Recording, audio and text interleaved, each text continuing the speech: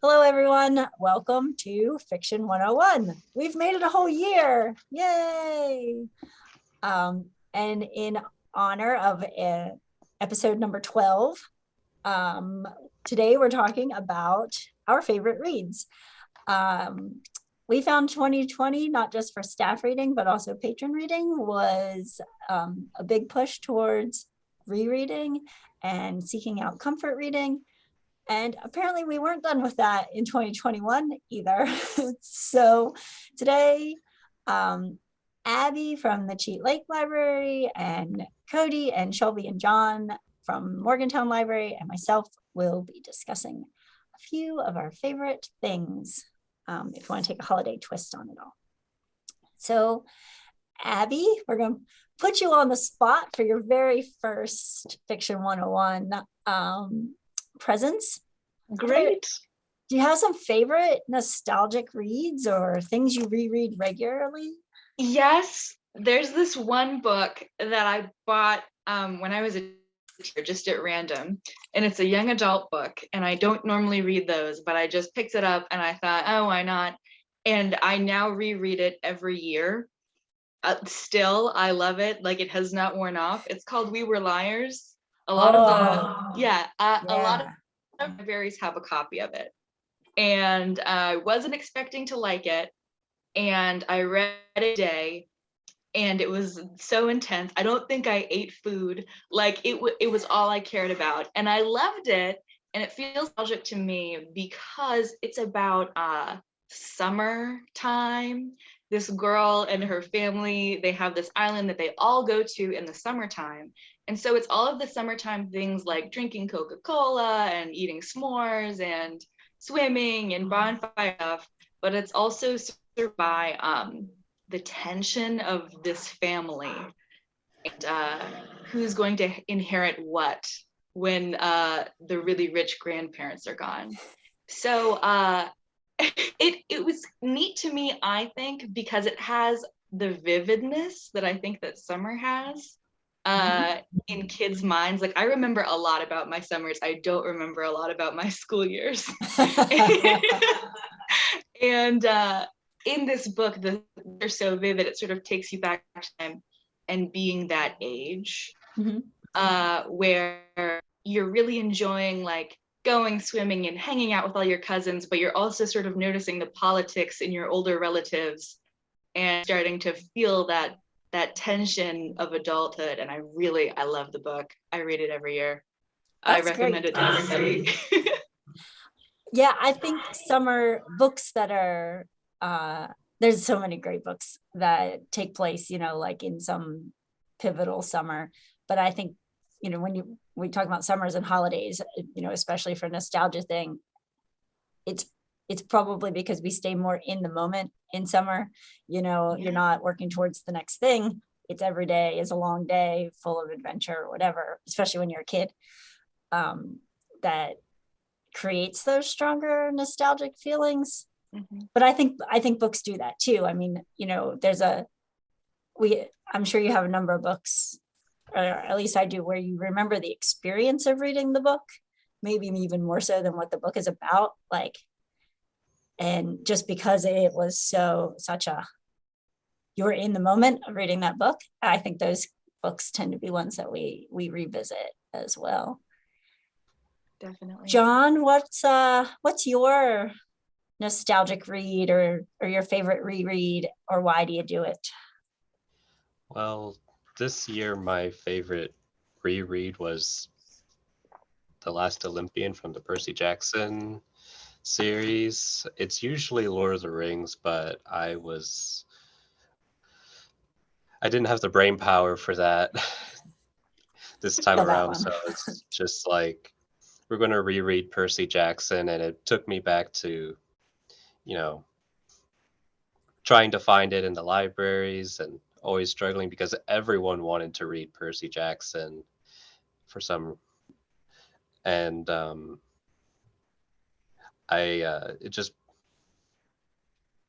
it's like coming home to all these characters that I've loved for so long, and the like they're like the series is still ongoing and stuff. Like Uncle Rick is always putting out new books, but there's just something about coming back to the original series that was really special for me this year.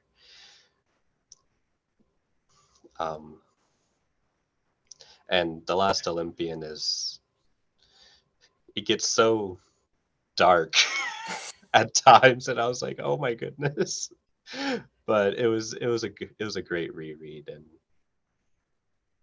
That's brought great. back a lot of great memories. We all have big places in our hearts for Uncle Rick, as we call him. Rick Riordan, the author of the entire Percy Jackson universe, plus the publisher behind the Rick Riordan Presents, which just makes such amazing and diverse stories available to middle grade and middle school, and really even into high school, and adult readers. I've gone back and reread a few of those as well, because they're all just so fantastic. And there's different adaptations of them now too. Like there's graphic novel versions of a lot of the stories too, that is just a different way to experience it. And brand new books coming out too in the series. Yeah, and there's also Daughters of the Deep, which finally has come in for me. Finally going to be able to read it. Loved that book. It's also available on Hoopla, so if anybody, I'm still waiting for someone else to finish it so we can talk about it. Shelby, what are your rereads? You before we started, you said 2020 was about romance and 2021 was horror. So are we rereading the horror of romance or the romance of horror? I reread romance, but Pride and Prejudice is my go-to reread. I'm not going to say that I read it cover to cover every year, but there's definitely, like, I don't know, some Elizabeth Bennet takedowns that I might revisit after like a hard day. I'll be like, this page is going to be the one that brings me up today. Yeah. I do reread Dracula pretty frequently as well, though. I guess there's something nostalgic about vampires getting people. I don't know. So Dracula and Pride and Prejudice. There's no end to revisiting Pride and Prejudice, either like in its original form or all of its adaptations and influence, or it's just so pervasive. It's one of those books that I think too, when you listen or read it at different points in your life, you identify with different characters in the story too. And you can kind of see the view from their different places in that story. But I think that's a pretty popular reread.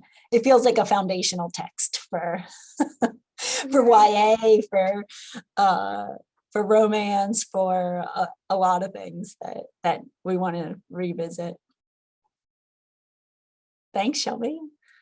Cody, what's on your reread list? Right now, honestly, I've been going through the Dresden Files novels. Mm-hmm. Yeah, I really like detective stories, romance novels, and fantasy. And Jim Butcher just kind of combines everything all into one big hot mess.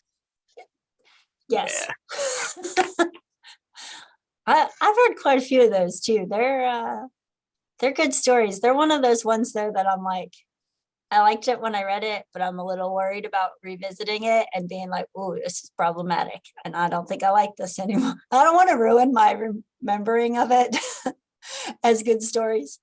But yeah, those are great ones as well.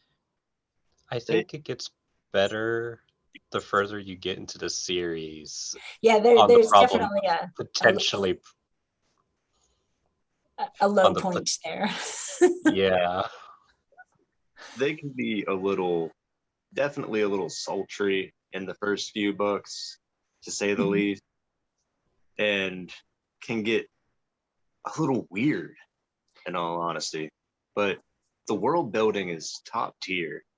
That's kind of the reason I like it so much. it just keeps building on and building on. There's always something new to catch whenever you go through again. Yeah, I haven't looked for those on our ebooks lately because it's a big series. Like, I don't know how many. Oh, More they're than past 15? 20. They're past 20, 20. yeah. Yeah. So that's a lot to keep up with on the shelves, or even in ebook form. But I think they are, some are on Hoopla and some are on Overdrive. Oh, they definitely are. Oh, and you guys were talking about Pride and Prejudice earlier. If you like Pride and Prejudice, I would recommend checking out The Importance of Being Earnest. Mhm. It's kind of a farcical take on that whole genre. It's ridiculous and wonderful. It's also classical literature, Yeah. but there's a lot of double entendre, a lot of just silly dialogue, and people making fun of themselves and how people wrote back then. It's really good. Nice. Thank you. I'm trying to think of other ones that other staff have shared. We had one person on staff who used to read Little Women every year. There's also the whole version of like revisiting childhood favorites and the problem of do they or don't they hold up. I've gone through quite a few with my kids. The Ramona Quimby books absolutely hold up. They are just as funny as a parent and for today's kids as they were when I was in 3rd grade and loved them. And the audiobooks are some of my absolute favorite audiobooks because it's, oh shoot, now I can't remember her name. It'll come to me later. Anyway, they're really good, fantastic audiobook versions of the Ramona Quimby books too.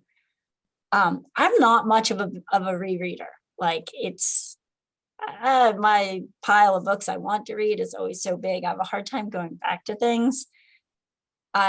With the exception of for a number of years, I reread Harry Potter, like because every time a new one came out, I went back to the beginning and reread them all. So those early ones I've read quite a few times. And Good Omens by Terry Pratchett and Neil Gaiman is probably one of the only other books that I've like willingly reread and enjoyed, and not for a purpose. Not like, I can't tell you how many times I've had to read Frankenstein for assignments, but, or other, texts like that. But Good Omens is, it's hard to say you have a favorite book, but I think that's really probably one of my all-time favorite books because it's fiction with footnotes, which is just always has a special spot for me because there's always, that's all the stuff that you're thinking about, like all the backstory, and then they just put it at the bottom of the page for you. And it absolutely holds up. I mean, there was 10 years between when I read it the first time and the second time, and I was like, I tell people to read this book all the time. I should probably read it again and make sure that's still a good idea. It's 100% a good idea, and you should read it or listen to it. There's a great audiobook version. There's also a full cast version, I think, too, from BBC. And then, of course, now there's the Amazon mini series version, which, while it's not a traditional performance of the book, it is a great interpretation of it. But yeah, from a patron perspective, we've seen a lot of rereading of books this year too. And I think it's still just that comfort feeling that we're looking for in a lot of books. My 12-year-old never reread books, even as a kid. Like, we didn't do the whole like llama every night. We just kept plowing through books, and he spent all of last year rereading books and only really started reading new things in the last couple months. So there's a place for it. Enjoy it. Live in that moment of nostalgia while you read it. Anything else to add? Anybody have anything else we didn't cover? Titles, patron stories? Well, if you like Neil Gaiman and Good Omens, I would also recommend Neverwhere. Yeah, that's a good one too. Yeah, I've never met a Neil Gaiman book I didn't like. And I apologize, my brain's going a million miles a minute, but also Neverwhere, there's another book that came out that's kind of reminds me of it called A Darker Shade of Magic. Oh, that's fantastic. That's a great book too. Schwab, right? Schwab. I Yeah. can't remember. Yeah. E. Schwab. That is, yeah, that's another really wonderful, like sort of YA adult crossover, big audience book with great world building. And yeah, I enjoyed that book as well. John, do you have something else to add? I just wanted to add that I've been trying to get my grandpa to read Good Omens for the past 7 years, and now he has a little bit of free time on his hands, and he's finally going to get around to reading it. I'm so excited for him. Excellent. I will get a report back on whether Grandpa likes it. Shelby, any other patron trends that you want to share, or have we covered most of it? I mean, I don't think I'm the only one who's been reading a lot of horror this year. Like I've seen so much horror go out. And honestly, so much new horror written by like female authors, and so much new horror that's like own voices, where we're getting perspectives beyond, just the usual. And it's been like, I feel like a growing genre, and it's been a lot of fun for me to kind of discover it, because I never liked like classic horror. Yeah. I never liked it, but the newer horror that's been coming out, I've been enjoying that. I may have found a new horror reviewer on Twitter to follow too, so that's helped with purchasing more horror. All right, any last thoughts? Or we will be back in January with a best of, going through some of the best of lists of the year and seeing what we agree with and disagree with, or the big surprises, or the not big surprises that things are popular. All right, thanks everybody for joining us. Thank you to, we almost made it to Brady Bunch style squares this time. We'll try and recruit some more people for our future discussions. And thanks for joining Fiction 101 from the Morgantown Public Library System. Have a great day.